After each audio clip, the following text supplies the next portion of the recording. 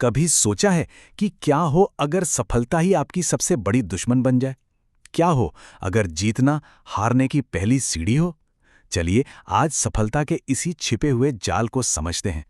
ये नंबर देखिए, 88%। ये आंकड़ा हैरान करने वाला है।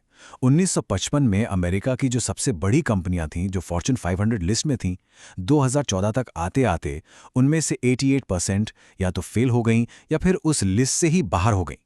मतलब अपने जमाने की सबसे सफल कंपनियां भी हमेशा के लिए शिखर पर नहीं टिक पाती। बिल गेट्स ने ये बात बिल्कुल सही कही है। सफलता ना एक बहुत खराब टीचर है।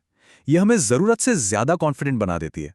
हमें लगने लगता है कि अरे, जो तरीके पहले काम आए वो तो हमेशा ही काम आएंगे। और बस यही सोच, यही आराम का एहसास सबसे बड़ा जाल है। तो सवाल यह है कि ऐसा होता क्यों है? इसका जवाब छिपा है इकारस पैराडॉक्स में। ये एक ऐसा कॉन्सेप्ट है जो बताता है कि कैसे किसी की सबसे बड़ी ताकत ही उसके गिरने की वजह बन जाती है। आइए इसको जरा और गहराई से समझते हैं। तो ये इकारस पैराडॉक्स है क्या? सीधे शब्दों में कहें तो जिन वजहों से, जिन स्ट्रैटेजीज से या जिन प्रोडक्ट से एक कंपनी को सफलता मिली, वही चीजें टाइम के साथ उसकी बर्बादी का कारण बन जाती हैं। कितना अजीब है ना? जो आपको ऊपर ले जाता है वही आपको नीचे भी गिरा सकता है। अच्छा, इसका नाम ग्रीक माइथोलॉजी के एक कैरेक्टर इकारस पर पड़ा है। इकारस को मोम के पंखों से उड़ने की आजादी मिली, लेकिन वो कामयाबी के नशे में इतना चूर हो गया कि सूरज के बहुत करीब उड़ने लगा।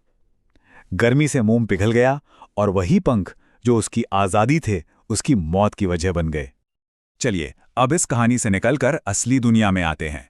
आखिर सक्सेसफुल कंपनियां क्यों और कैसे फेल हो जाती हैं? होता यह है कि समय के साथ जिन चीजों से सफलता मिली थी, वो एकदम पत्थर की लकीर बन जाती हैं। जो स्ट्रैटेजीज थीं, वो आंखों पर पट्टी बांध देती हैं।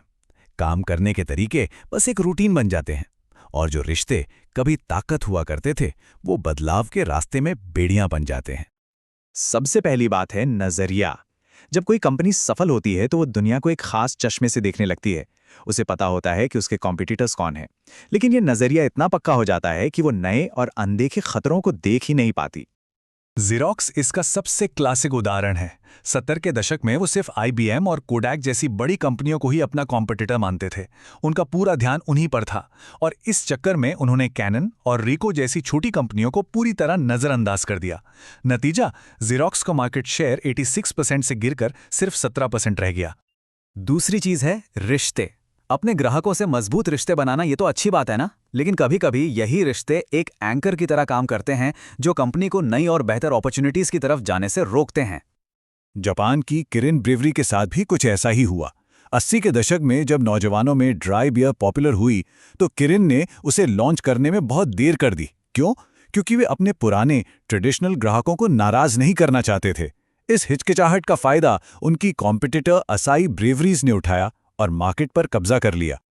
अब तक हम कंपनियों की बात कर रहे थे, लेकिन क्या ये जाल सिर्फ कंपनियों को फंसाता है? नहीं, ये हम जैसे आम लोगों को भी अपने में जकड़ सकता है। नहीं, ये सिर्फ कंपनियों की कहानी नहीं है। ये जाल हाई अचीवर्स को भी फंसाता है और इसे हम कहते हैं मेरिटोक्रेसी ट्रैप। इसे मेरिटोक्रेसी ट्रैप या कहिए योग्यता का जाल कहते हैं। ये एक तरह का सुनहरा पिंजरा है जहां लगातार बेहतर करने का प्रेशर हमें चिंता और बर्नआउट की तरफ धकेल देता है। हम बाहर से तो बहुत सफल दिखते हैं, लेकिन अंदर से एकदम खाली और थके हुए महसूस करते हैं। एक सच्ची कहानी सुनिए। वॉल स्ट्रीट का एक बहुत ही सफल आदमी था। हर रोज कामयाबी की सीढ़ियां चढ़ रहा था। फिर एक सुबह वो उठा और बस सुन्न पड़ गया। हिल भी नहीं पा रहा था। वो काम पर नहीं जा सका। 3 दिन तक बस अपने सोफे पे बैठा रहा।